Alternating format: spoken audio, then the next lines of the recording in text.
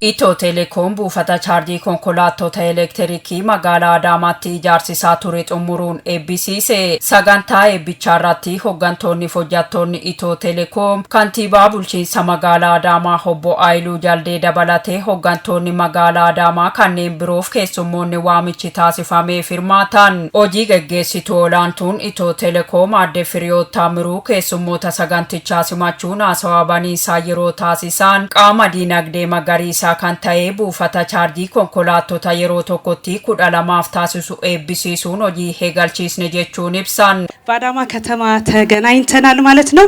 ምንድነው የምስራቹ? እንግዲህ የዘመኑን የግሪን ኢኮኖሚን አካል የሆነውን ግንባታ አካል የሆነው አንዱ እና መሰረታዊ የሆነው ጉዳይ ማለት ነው። መጋላ አዳማት ወላገሬ ጅራ ካየኑት ወላገሬስ ቃመ ኢጃርሳ ዲነግዴ መገሪሳ ከንቴ ሃለ የሮ ወሊን ወልቀበቴ dhaabbilee fi namoota dhuunfaa akkasumas sosochii waliigalaaf kan oolu buufata chaarjii konkolaataa eegalchiisuu fi magaalaa Finfinnee qofatti daangeffamuun osoo hin taane magaalaa Adaamaattis yeroo tokkotti konkolaattota 12 chaarjii taasisuu kan danda'u eegalchiisneerra baga gammaddan.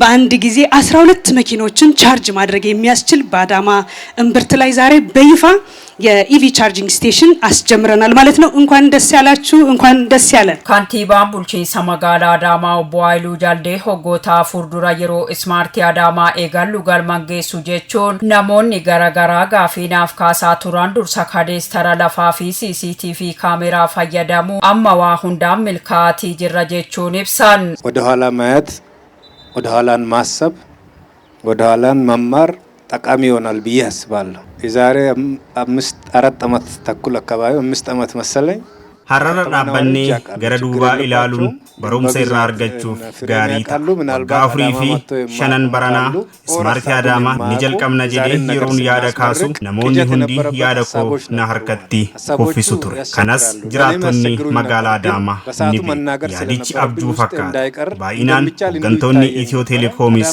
ni beeku. Garuu warra Adaamaa dhufee hin beekneef yaada haaraa ta'uu danda'a. Yaadichi baay'ee wal xaxaa ta'us sagantaa ismaartii Adaamaa yeroo eegallu namoonni natti qoosu. Kantiibaan kun kanaan waltajjii qabachuuf jechaa turan.